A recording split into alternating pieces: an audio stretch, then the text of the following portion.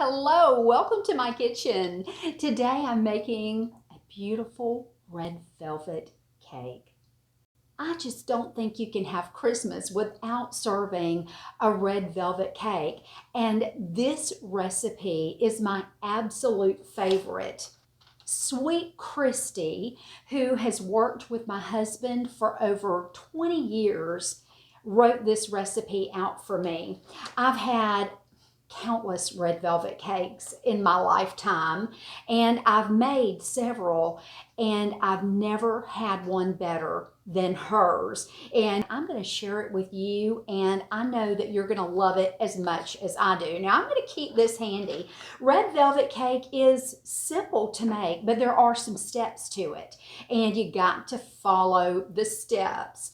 Now, I've already measured out 2 cups of oil. Now, Christy is very loyal to her brands, and she even writes it in the recipe that she uses Wesson oil and white lily flour. So I'm just throwing that out there. And to the oil, we're adding sugar, and this is 1.5 cups. I'm going to keep this, and I'll show you what I'm going to use this for in a little bit. Now I'm going to whisk this together, and I just want this oil and the sugar to be well blended. When I first read the recipe, I called Christy when I saw the 2 cups of oil. I thought, is this right? I've never used 2 cups of oil in a cake before, but it's right and it's amazing. I will just say it is amazing. Now, to the sugar and oil, I'm adding 2 eggs. Again, this is something that I asked Christy about because usually cake recipes call for 3 eggs, but there's only 2 in this recipe. And really, the oil makes up the difference for the moisture. I would not change a thing about this recipe. Now, you see what I'm doing. I'm just mixing all of this together. And look how nice and thick it's already gotten. Boy, those eggs make such a difference. All right, now I'm going to put this aside, and I'm going to go to my second step. My second step is to mix our what I'm going to call wet ingredients. Even though we have the eggs and sugar and oil in this dish, I am mixing some more wet ingredients in another dish. Now, I've already measured out a good heaping tablespoon of cocoa powder. And to the cocoa powder, I'm adding 1 cup of buttermilk. Now, y'all, I like using whole buttermilk, but sometimes whole buttermilk can be hard to find. And if you're not able to find the whole buttermilk, that's okay. Now, I'm just mixing this together. And this cocoa has a tendency to float, and you're really just eliminating some trouble by mixing it all together this way versus just throwing it in your dry ingredients. Oh, I guess these aren't all wet ingredients since I have the cocoa. Okay, see how that all came together just perfectly? That's going to help mixing this cake so much. Now I'm adding some vanilla, and the recipe calls for a teaspoon. So the vanilla is going right in. And then, you know, I've got the red food coloring, and this calls for a tablespoon. Now, you can use the gel red food coloring, but I'm old school. I'm just going right with the liquid. I know it can be messy, but once you learn a few tricks, you can eliminate a lot of this mess. Always wear an apron when making a red velvet cake. The last thing that I'm going to add to this wet mixture is the vinegar, and I've got a tablespoon of just regular distilled white vinegar, and that is going right in. The vinegar is really important to this recipe. There's not any leavening. I'll tell you more about that here in a minute, but the vinegar and the buttermilk and the baking soda that we're going to add creates a leavening reaction. And back in the olden days, it caused a discoloration with the cake, and it was named red velvet cake. So now we add the food coloring just to make it extra red, and I'm okay with that too. Now we've got our dry ingredients, and I've got 2.5 cups of all-purpose flour. And like I told you, it's white lily flour. And I just added a teaspoon of salt. You can cut back on that if you'd like. And then a teaspoon of baking soda, not baking powder, baking soda. That's very important because it's going to cause the reaction with that vinegar and get the rise that we're looking for. Now, I'm just going to sift this and get it ready to go. Christy's daughter, Lindsay, got married, and we were invited to her wedding. And of course, it was an absolutely beautiful wedding, and Lindsay had the most gorgeous cake.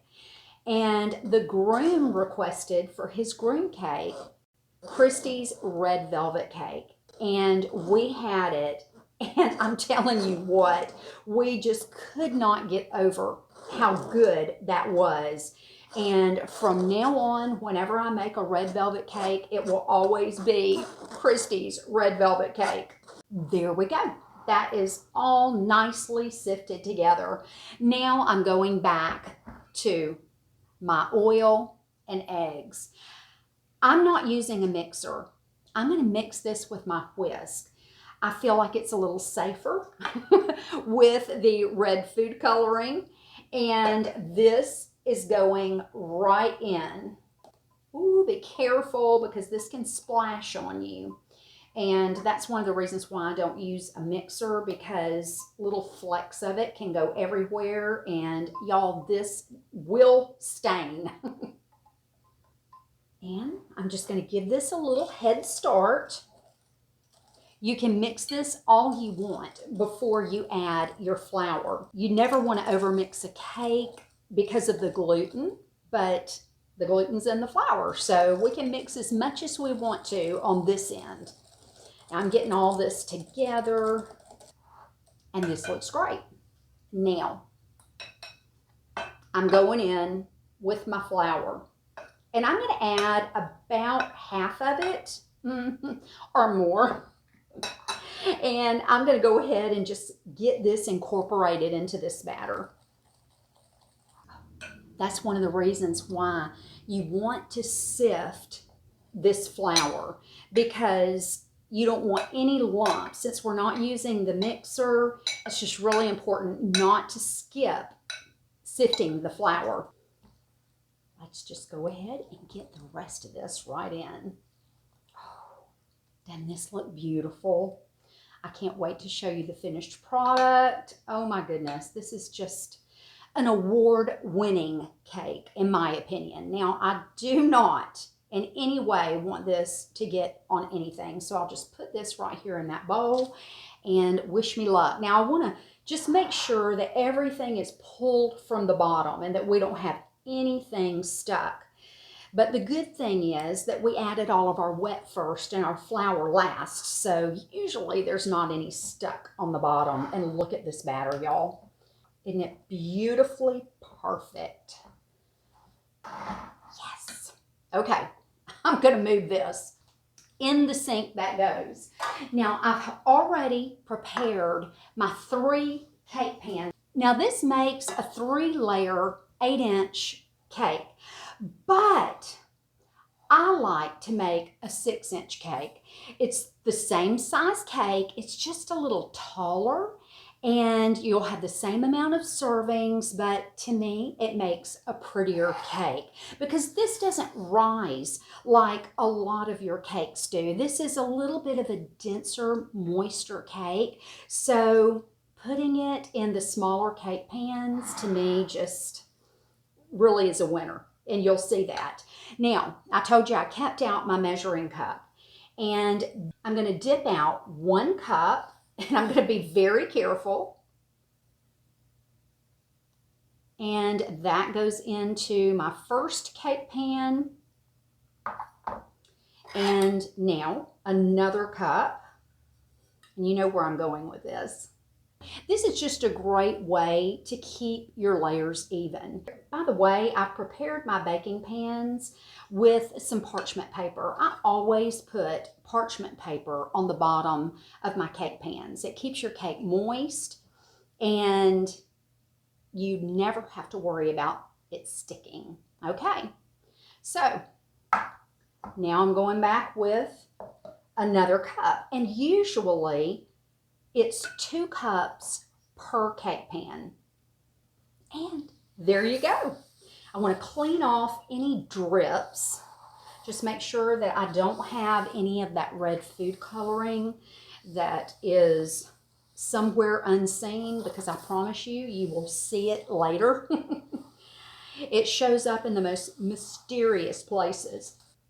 Now look, I don't know if you can see this. I sure hope you can.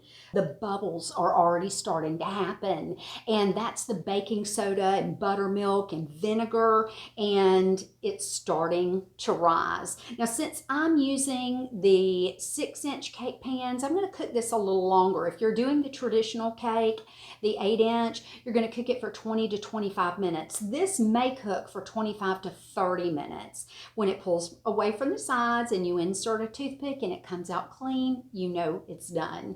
And I can hardly wait for that. My cake layers have finished cooking.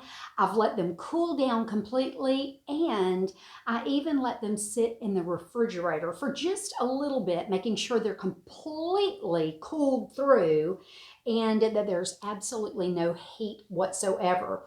Now, I am making this cake for a party, and so I am going the extra mile in the decorating. And the first thing that I'm going to do is cut the top off of this cake. This is the part Jimmy loves when I'm not making the cake for us. I save all the tops and he just loves it. And just show you, y'all, I just want to bite. Mmm. Mmm.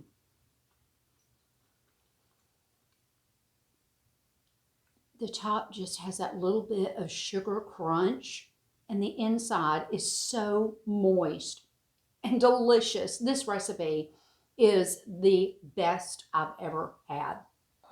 Now, as I said, I am bringing this cake to a party, so I'm going the extra mile here.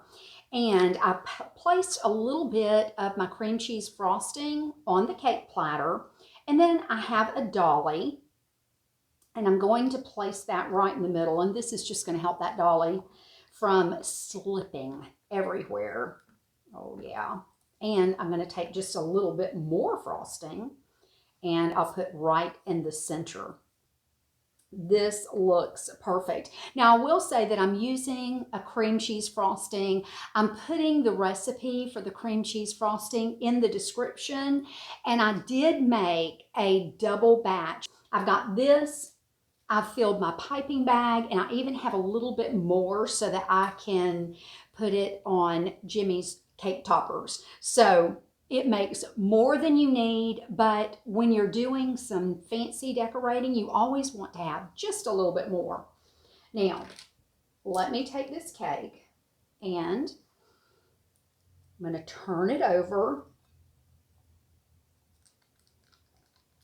Take this off. Clean up those crumbs. I plan on piping around the bottom of the cake, so I'm not too worried about crumbs falling off. So next time you see these layers, hopefully it's going to be absolutely beautiful. And if you want to see how I decorate this, I will post a link to the video that I'm making for the cake decorating. Well, I am finished decorating my cake, and I think it turned out quite pretty. Just perfect for Christmas. I decided to go with what they call the naked frosting, and that's where it's just not heavy on the frosting on the sides, but lots in the middle. And y'all, I've garnished it with fresh cranberries, rosemary, and pecans. Now, obviously, you'll have to take the rosemary off when you eat it, but we take off birthday candles, so why not take off this? But won't it make a beautiful centerpiece? Oh, I just love making things like this, and they're so different. If you were to purchase this at a specialty store, you would probably pay $40 to $50 for it, and I have less than 10 in this, and that's with purchasing the fresh cranberries and the fresh rosemary. One package of rosemary is really all that you need, and you have got a beautiful cake. Well, you are a blessing to me. Thanks so much for watching. Will you like this video and share it with your friends? And also make sure you're following me at Kathy Southern Kitchen on Facebook, YouTube, and my new website, KathySouthernKitchen.com. Well, I wish I could cut into this, but I know that it's going to be beautiful at the party, not to mention delicious. I'll see you next time. Merry Christmas.